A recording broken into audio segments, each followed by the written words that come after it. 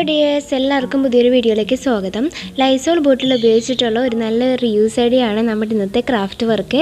അപ്പോൾ നമുക്ക് എങ്ങനെയാണ് ഈ ഒരു ബോട്ടിൽ റീയൂസ് ചെയ്യണമെന്ന് നോക്കാം. ഞാനിപ്പോൾ ലൈസോളിൻ്റെ ബോട്ടിലിൻ്റെ ആ ഒരു സ്റ്റിക്കറും ലേബലൊക്കെ ഒന്ന് കളഞ്ഞെടുക്കുകയാണ്. അപ്പോൾ ലൈസോളിൻ്റെ ബോട്ടിൽ തന്നെ വേണമെന്നില്ല, നിങ്ങളുടെ കയ്യിലുള്ള ഏതെങ്കിലും ഒരു ബോട്ടിൽ എടുക്കുക. അതിന് ഇതേപോലെ അടിഭാഗം ഇത്തിരി ഇങ്ങനെ വിടർന്നിരിക്കുന്നതാണെങ്കിൽ നല്ലത്, നമ്മുടെ ക്രാഫ്റ്റിന് അതായിരിക്കും ഇത്തിരിയും കൂടി നല്ലത്. അപ്പോൾ ഞാനിങ്ങനെ ഇതുപോലെ ഒന്ന് വരച്ചു കൊടുക്കുകയാണ്. വരക്കുമ്പോൾ ഈ ഒരു റെഡ് കളറിലെ പെന്നായതുകൊണ്ട് അത്ര നിങ്ങൾക്ക് ക്ലിയർ ആയിട്ട് കാണാൻ പറ്റില്ല, എന്നാലും കട്ട് ചെയ്ത് കഴിയുമ്പോൾ നമുക്ക് കറക്റ്റായിട്ട് കാണാനായിട്ട് പറ്റും. CD മാർക്കർ വെച്ചിട്ടാണ് നമ്മൾ ഇതേപോലെ വരച്ചു കൊടുക്കുന്നത്. അപ്പോഴാണ് നമുക്ക് പെട്ടെന്ന് ഇതുപോലെ വരഞ്ഞ് കിട്ടുള്ളൂ. നമ്മൾ സാധാരണ പെന്നൊക്കെ ഉപയോഗിക്കുമ്പോൾ അത്രയ്ക്ക് അങ്ങോട്ട് കിട്ടില്ല, അതേ പ്ലാസ്റ്റിക്കും അല്ലേ, അപ്പോൾ നമുക്ക് അത്രയ്ക്ക് അങ്ങോട്ട് കിട്ടില്ല. എന്നാലും നിങ്ങളുടെ അതൊന്നും ഇല്ലാന്നുണ്ടെങ്കിൽ ജസ്റ്റ് എന്തെങ്കിലും വെച്ചൊന്ന് അടയാളപ്പെടുത്താൻ പറ്റുമോ എന്ന് നോക്കാം. ഒരു CD മാർക്കർ എന്തായാലും നമ്മുടെ കയ്യിൽ വേണം. നമുക്ക് ക്രാഫ്റ്റ് ഒക്കെ ചെയ്യുമ്പോഴായാലും ബോട്ടിലാട്ട് ചെയ്യുമ്പോഴായാലും ഇതുപോലെ അടയാളപ്പെടുത്തേണ്ടൊക്കെ വരുമ്പോൾ CD മാർക്കർ നല്ലതാണ്. അപ്പോൾ ഞാൻ ഇതേപോലെ ഒന്ന് വരച്ചു കൊടുത്തിട്ടുണ്ട്. എന്നിട്ട് നമുക്കിതൊന്ന് കട്ട് ചെയ്തെടുക്കാം. അപ്പോൾ ഇതൊരു സ്വാൻ്റെ ഇമേജാണ്, ഒരു അരയന്നമില്ലേ അതിൻ്റെ ഇമേജാണ്. അപ്പോൾ ഞാൻ ആദ്യം ചെയ്യാമെന്ന് വിചാരിച്ചത് ഇത് വെച്ചിട്ട് 2 അരയന്നം ഉണ്ടാക്കാമെന്ന് വിചാരിച്ചു. കപ്പിളായിട്ടുള്ള അരയന്നങ്ങൾ വെക്കാമെന്നാണ് വിചാരിച്ചത്. പക്ഷേ എൻ്റെ ഐഡിയ ചെറുതായിട്ടൊന്നും പാളിപ്പോയി. അപ്പോൾ ഞാനത് ചെറുതായിട്ടൊന്ന് മാറ്റി. അരയന്നം തന്നെയാണ് സംഭവം, പക്ഷേ എൻ്റേതായ കുറച്ച് കളർഫുള്ളാക്കി ഞാൻ അങ്ങോട്ട് എടുത്തു. പക്ഷെ നമുക്ക് ഹോമിൽ ഇങ്ങനെ ഡെക്കറേറ്റ് ചെയ്ത് വെക്കാനൊക്കെ ആയിട്ട് നല്ല ഭംഗിയുണ്ട്. ഞാനിപ്പോൾ വാളിൽ വെച്ചപ്പോഴും അല്ലാണ്ട് നമ്മൾ മേശയമ വെച്ചപ്പോഴും ഒക്കെ നല്ല ഭംഗിയായിട്ട് തോന്നി. അപ്പോൾ അതുകൊണ്ടാണ് ഞാൻ ഈ വീഡിയോ ഇടാമെന്ന് വിചാരിച്ചത്. അപ്പോൾ നമുക്കിതൊന്ന് കട്ട് ചെയ്തെടുക്കാം. അപ്പോൾ കട്ട് ചെയ്തെടുക്കാനായിട്ട് ഇത്തിരി പ്രയാസമുണ്ട്, എന്നാലും നമുക്ക് ഒരുവിധം ശ്രമിച്ചിട്ടുണ്ടെങ്കിൽ നമുക്ക് ചെയ്തെടുക്കാവുന്നതേ ഉള്ളൂ. ഞാനപ്പോൾ ആദ്യം ഒരു കത്രികയും കൊണ്ട് ഇതുപോലെ കട്ട് ചെയ്തെടുക്കുകയാണ്.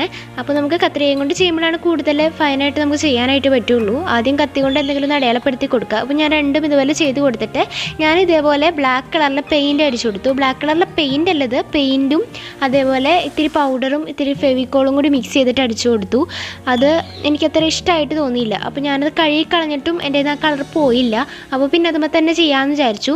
അപ്പോൾ ഞാൻ ഇതേപോലെ മുകളിൽ ആ ഒരു സിൽവർ കളറും അടിയിൽ ഇതേപോലെ ആ ഒരു മജന്ത കളറും വെച്ച് ചെയ്തു. പിന്നെ സിൽവർ കളറും കൊണ്ട് ഇതേപോലെ ഒരു ലൈൻ കൂടി അതിൻ്റെ ചുറ്റും ഒന്ന് വരച്ചു കൊടുത്തു.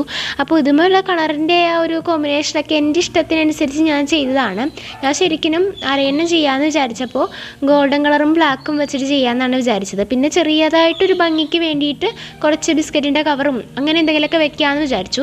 പക്ഷേ ഞാൻ വിചാരിച്ച പോലെ എനിക്കൊരു ഐഡിയ കിട്ടിയില്ല അത് കഴിഞ്ഞപ്പോൾ. കാരണം ഗോൾഡൻ കളറിലെ പെയിൻ്റൊന്നും എൻ്റെ കയ്യിലില്ല. അപ്പോൾ എനിക്ക് ആ ഒരു ഐഡിയ കിട്ടിയില്ല. അപ്പോൾ ഞാൻ ജസ്റ്റ് ഐഡിയ ഇതേപോലെ ഒരു ഐഡിയ ആയിട്ട് മാറ്റി. അപ്പോൾ ഇത് എത്രത്തോളം നിങ്ങൾക്ക് ഇഷ്ടമാവുന്നൊന്നും എനിക്കറിയില്ല കേട്ടോ. എന്നാലും ഞാൻ ജസ്റ്റ് ചെയ്തപ്പോൾ ഒരുപാട് കഷ്ടപ്പെട്ടു അത് മുറിച്ചെടുക്കാനൊക്കെ ആയിട്ട്. കൈമേക്കെ കുത്തിക്കൊണ്ട് ആകെ സീനായിട്ടാണ് മുറിച്ചെടുത്തത്. എന്നാലും എനിക്കത് ഫുള്ളായിട്ട് കംപ്ലീറ്റ് ചെയ്ത് കഴിഞ്ഞപ്പോൾ എനിക്ക് നല്ല ഇഷ്ടമായി, കാണാനായിട്ട് ഇഷ്ടമായി. അപ്പോൾ അതുകൊണ്ടാണ് വീഡിയോ ഇടാമെന്ന് വിചാരിച്ചത്. ഞാനത് ഇടണ്ടാന്ന് വിചാരിച്ചാണ്, പിന്നീട് തുടർന്നും ചെയ്യണ്ടെന്ന് വിചാരിച്ചാണ്. പക്ഷെ എന്നാലും എനിക്കെന്തോ ചെയ്ത് കഴിഞ്ഞപ്പോൾ എനിക്ക് ഇഷ്ടമായി. അപ്പോൾ അതുകൊണ്ടാണ് ഇട്ടത്. അപ്പോൾ ഈ ഐഡിയ നിങ്ങൾക്ക് ഇഷ്ടമാവുകയാണെങ്കിൽ, അല്ലെങ്കിൽ ഇങ്ങനെ ഒരു കോമ്പിനേഷൻ ചെയ്ത് നിങ്ങൾക്ക് ഇഷ്ടമാവുകയാണെങ്കിൽ ഒന്ന് ലൈക്ക് ചെയ്തേക്കാം. അതോടൊപ്പം തന്നെ കമൻറ്റിൽ നിങ്ങളുടെ അഭിപ്രായങ്ങളും നിർദ്ദേശങ്ങളൊക്കെ പറഞ്ഞേക്കാം. പിന്നെ നമ്മുടെ വീഡിയോ, നമ്മുടെ ചാനൽ ഫ്രണ്ട്സിനൊക്കെ വേണ്ടിയിട്ടൊന്ന് ഷെയർ ചെയ്ത് കൊടുക്കുക.